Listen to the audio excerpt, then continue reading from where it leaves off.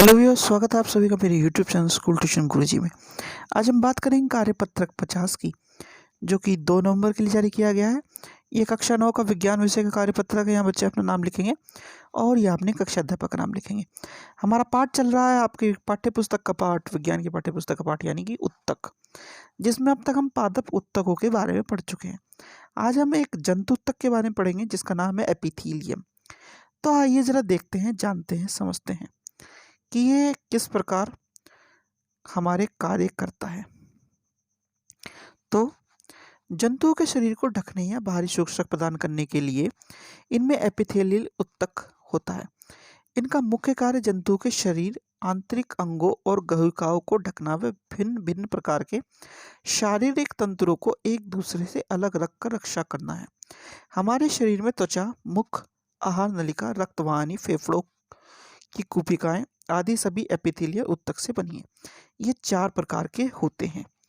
तो ये क्या कह रहा है कि एक उत्तक होता है एपिथेलियल उत्तक। इसका काम क्या है? शरीर के बाहरी अंगों को ढकना और उनकी रक्षा प्रदान करना, और शरीर के अंदर के अंगों को भी मुख्यतः यही चीजें ढकती हैं। और उनमें कौन सी चीजें होती हैं ढकने वाली? गुहिका, शरीर के तंत्र जो होते हैं अलग अलग, जैसे कि शरीर की त्वचा, मुख, आहार नलिका, इन सबको ये ढकता है। अब ये कितने प्रकार का होता है बच्चों? ये 4 प्रकार का होता है। तो कौन से 4 प्रकार हैं, आइए जरा देखते हैं।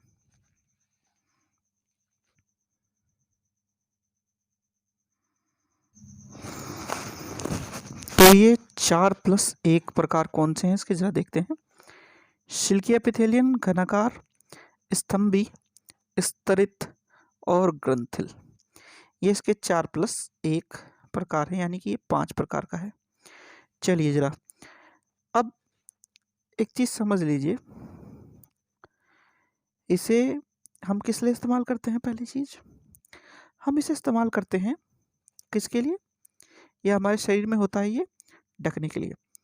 अब एक साथ हम इसे 4+1 किस लिए कहा, जरा इसे भी समझ लेते हैं बच्चों। पहला है शल्की एपिथेलियम या स्थिरित शल्की एपिथेलियम, यानी कि शल्की एपिथेलियम एक तरह से उसी का एक छोटा और भाग।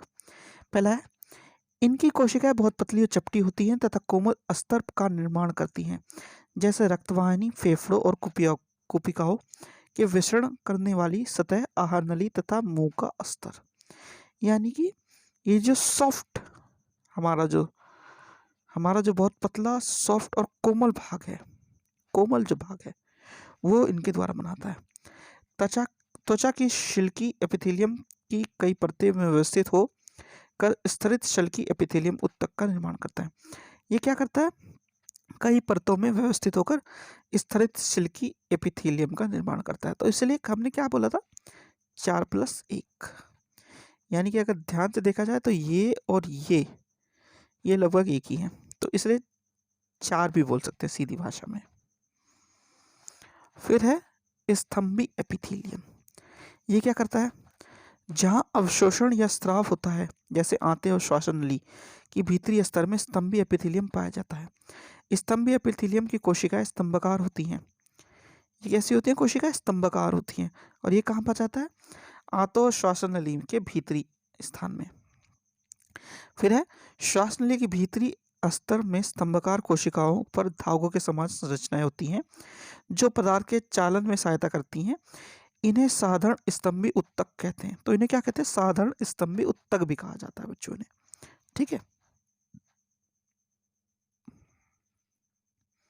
आगे है घनाकार एपिथेलियम।